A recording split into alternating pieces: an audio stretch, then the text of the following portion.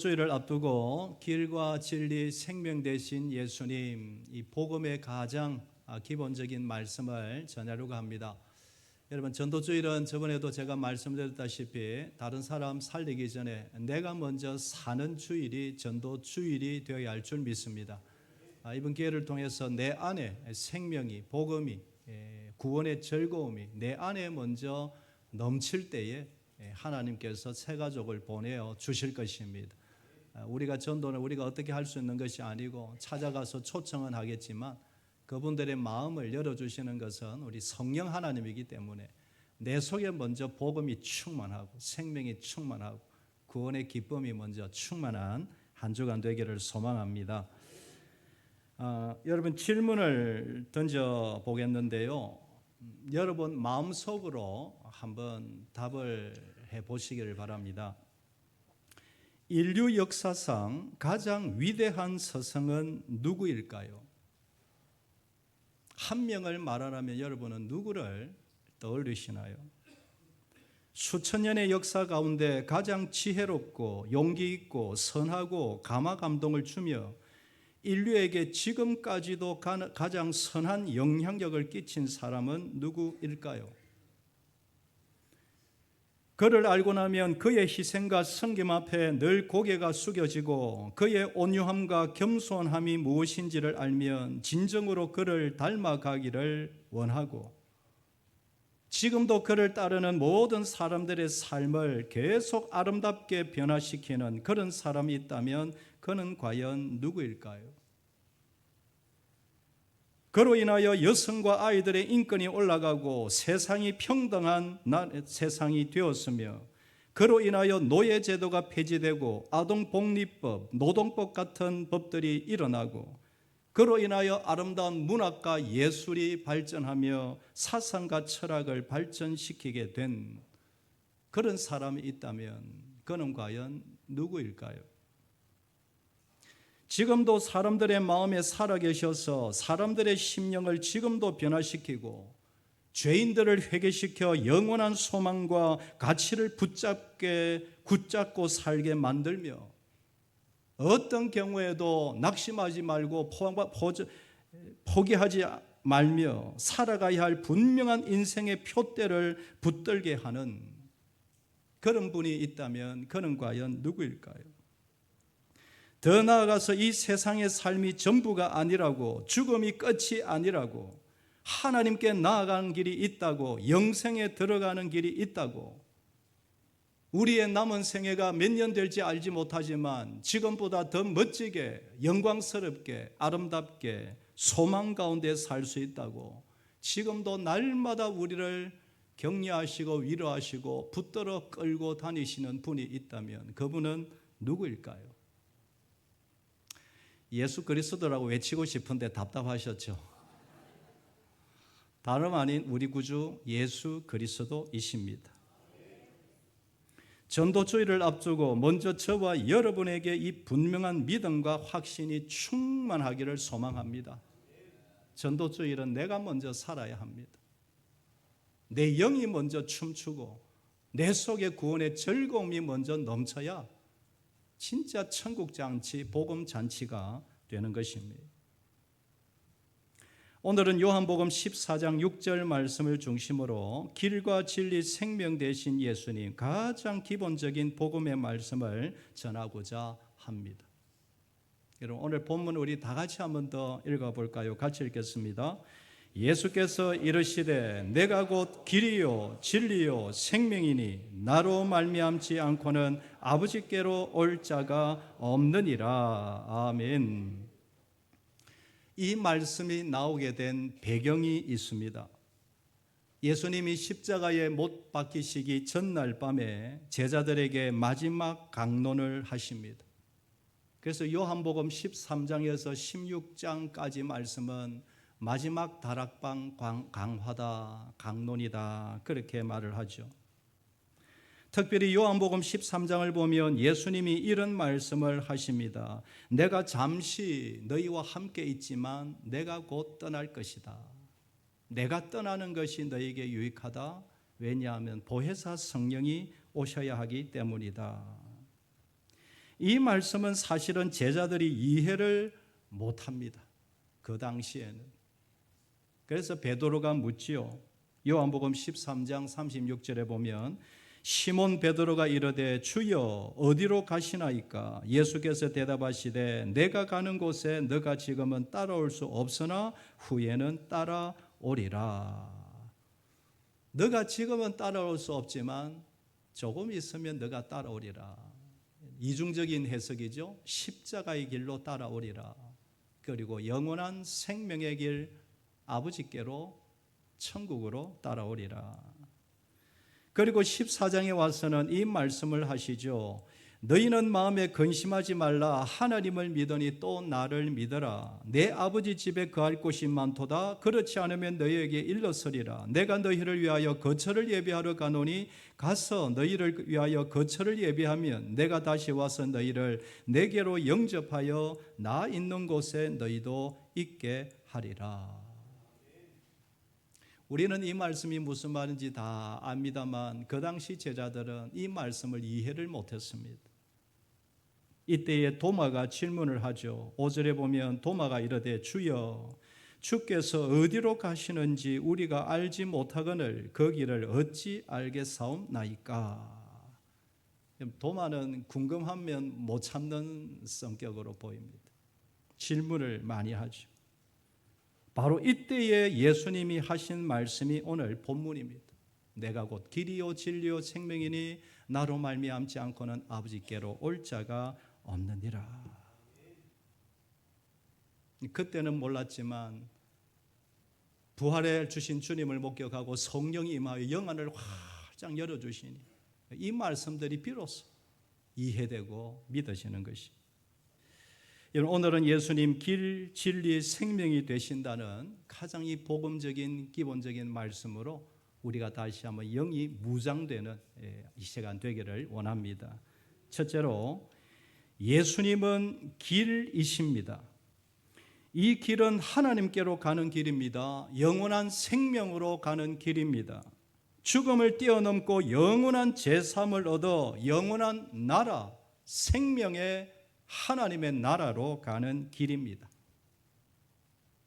보통 우리가 천국을 이야기할 때 여러분 한 천국이지만 세 가지 정도로 나누어 볼 수 있습니다. 첫째로 믿는 자, 믿는 즉시로 바로 누리는 천국입니다. 두 번째로 우리가 죽으면 우리의 영혼이 가는 천국입니다. 낙원이라고도 하지요. 그리고 세 번째는 마지막 날에 완전한 부활체로 들어가는 천국, 새 하늘과 새 땅이라고 요한계시록은 설명해 줍니다. 여러분 먼저 예수님을 믿고 하나님의 자녀가 되면 그 즉시로 천국에 들어갑니다. 이 땅에서 누리는 천국을 말하는 것입니다. 완전하지 않습니다. 그러나 천국이 어떤 것인지 조금이라도 순간순간 경험할 수 있습니다. 에베소서 2장 5절 6절 말씀을 보면 허물로 죽은 우리를 그리스도와 함께 살리셨고 또 함께 일으키사 그리스도 예수 안에서 함께 하늘에 앉히시니.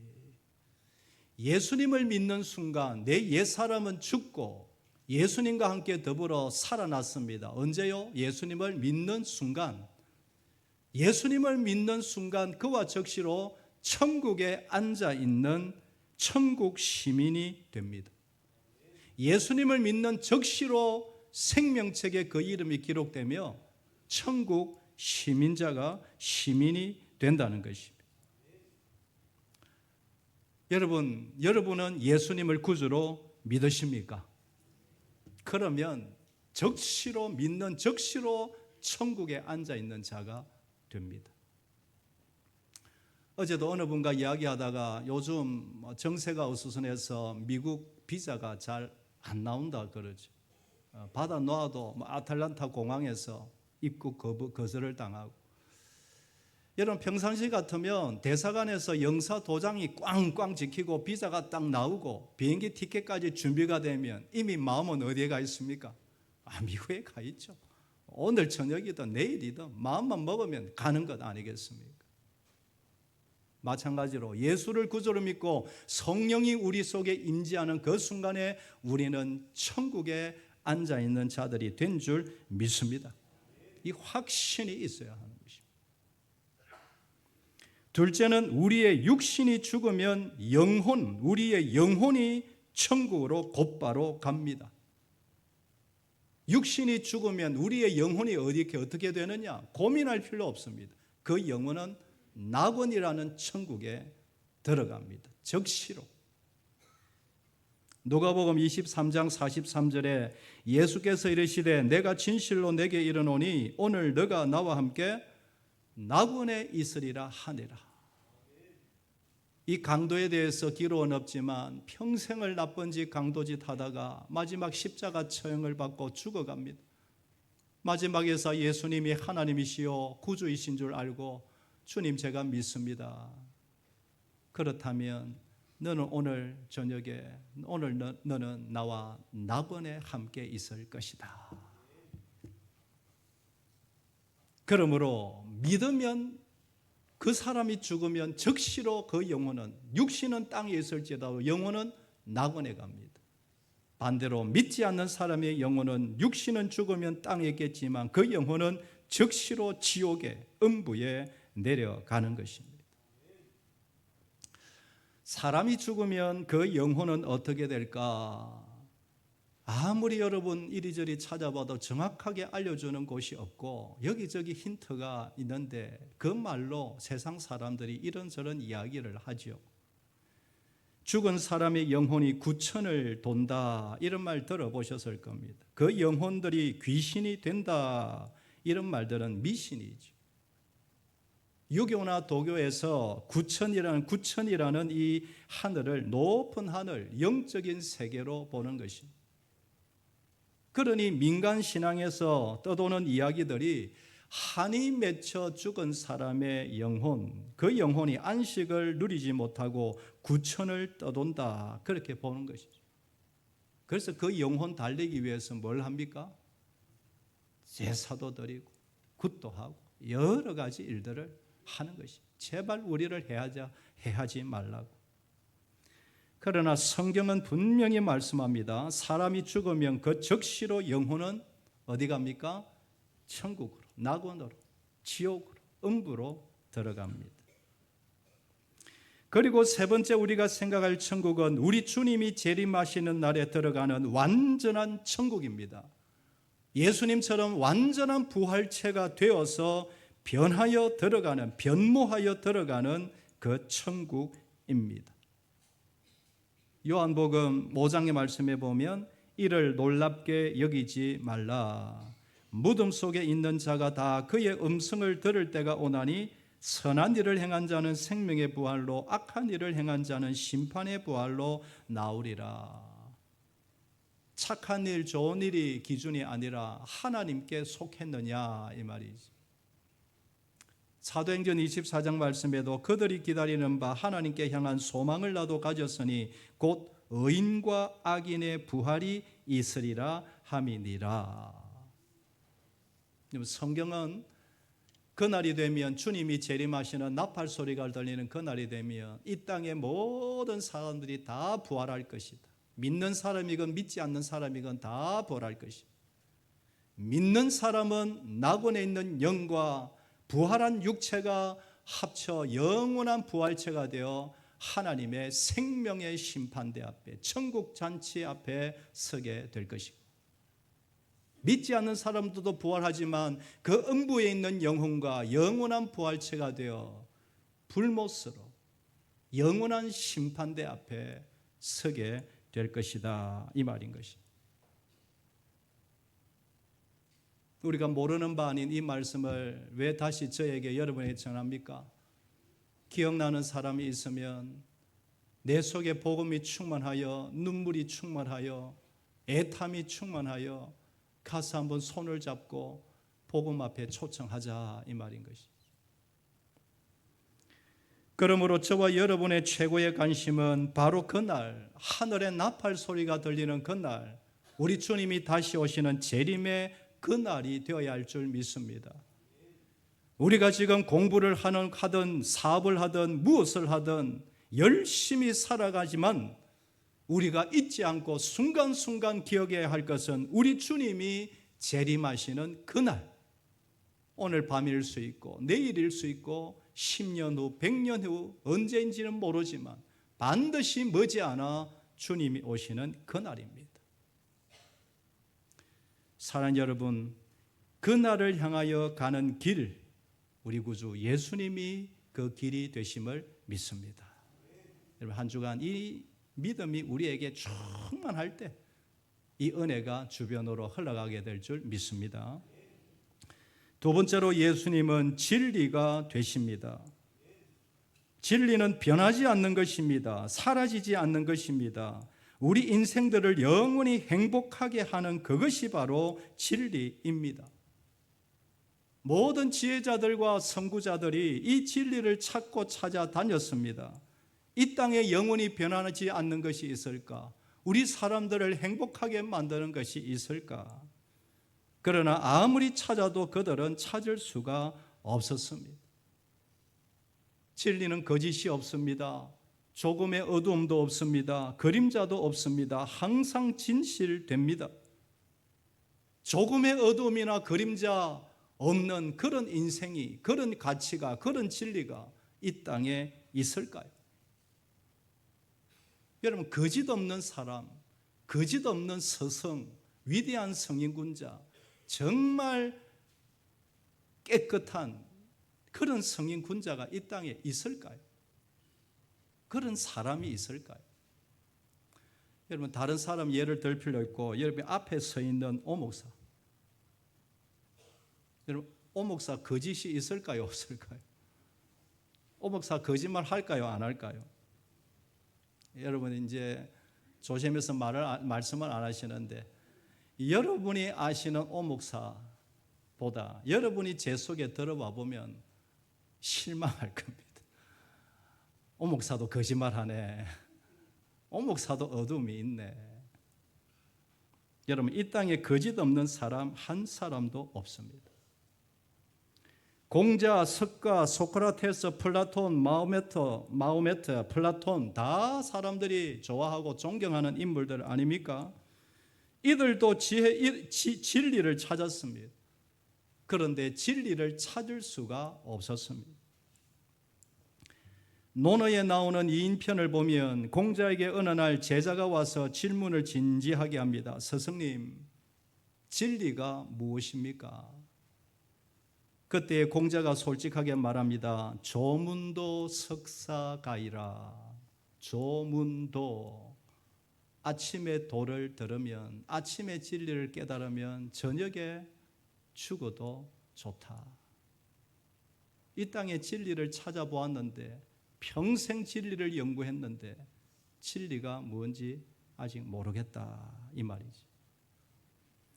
논어의 신진편을 보면 하루는 게로라는 제자가 공자에게 와서 진지하게 그도 물어봅니다. 스승님, 귀신의 세계, 귀신을 섬기는 문제, 사후 세계에 대해서 어떻게 우리가 이해를 해야 할까요? 궁금해서 물어봅니다. 그때의 공자가 이런 말을 했습니다. 이것은 제가 자막으로 한번 띄워봅니다.